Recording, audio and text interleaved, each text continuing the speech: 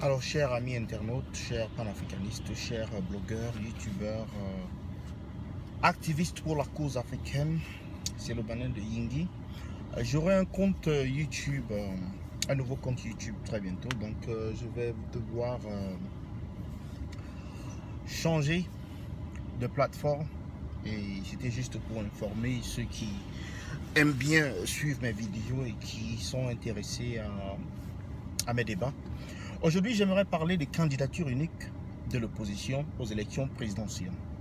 Alors, comment cela peut être possible et quels sont les enjeux? Ou alors, simplement, pourquoi ce n'est pas possible? Alors d'abord, il faut commencer par dire que nous sortons d'une culture politique au Cameroun où nous avons eu des leaders depuis même la guerre, je peux dire la lutte pour l'indépendance.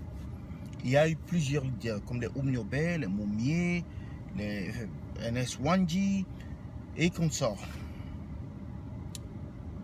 Et je pense que après les indépendances, nous sommes rentrés dans un système. En fait, ces leaders ont été combattus pour en fait amener une pensée unique. Mais après, c'est-à-dire à l'arrivée du multipartisme,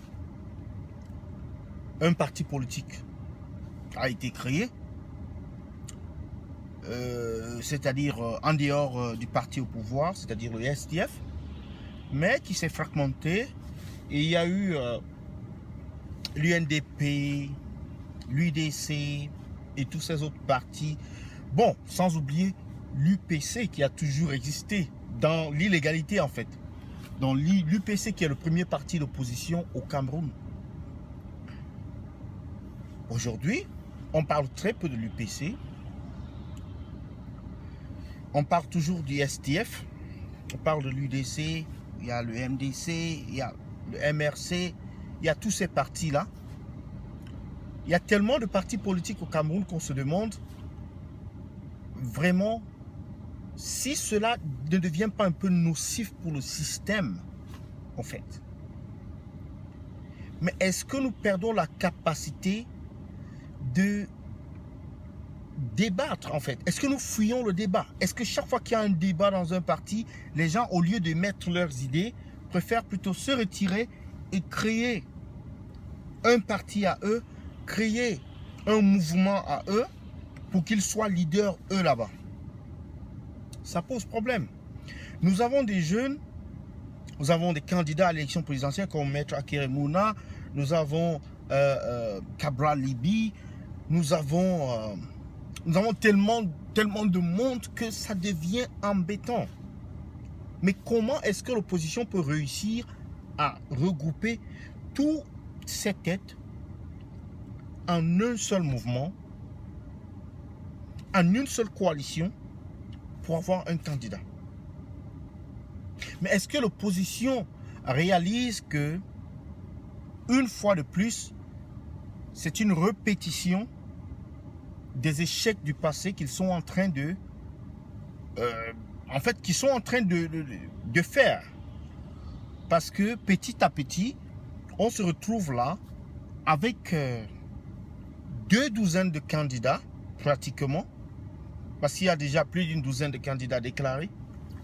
2 douzaines de candidats, parce qu'il y aura le chairman du STF qui, me semble-t-il, sera candidat. 2 douzaines de candidats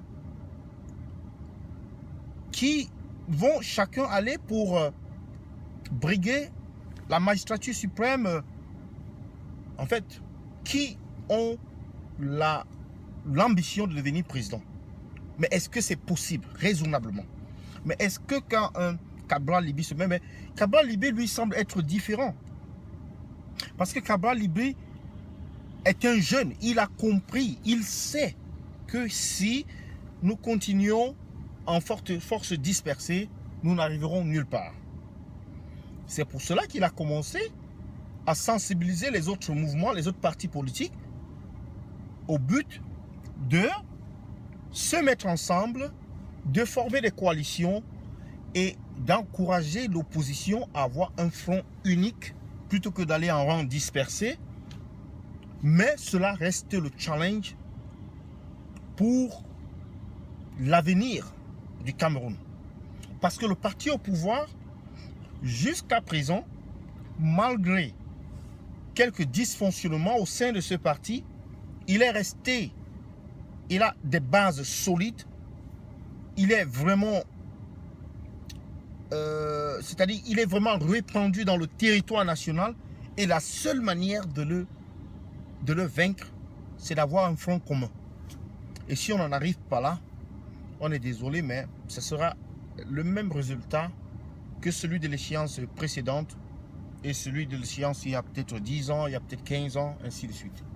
Donc c'est sur ce que j'aimerais un peu amener le débat aujourd'hui, de savoir est-ce que l'opposition camerounaise, est-ce que les hommes politiques de l'opposition peuvent surmonter leur orgueil, surmonter leur ambition personnelle, surmonter leur égoïsme et travailler avec leurs confrères de l'opposition pour, n'est-ce pas, trouver un consensus, s'organiser afin de trouver une candidature unique qui va permettre, n'est-ce pas, à l'opposition de faire face au pouvoir, au régime en place et donner une chance à l'alternance politique au Cameroun finalement.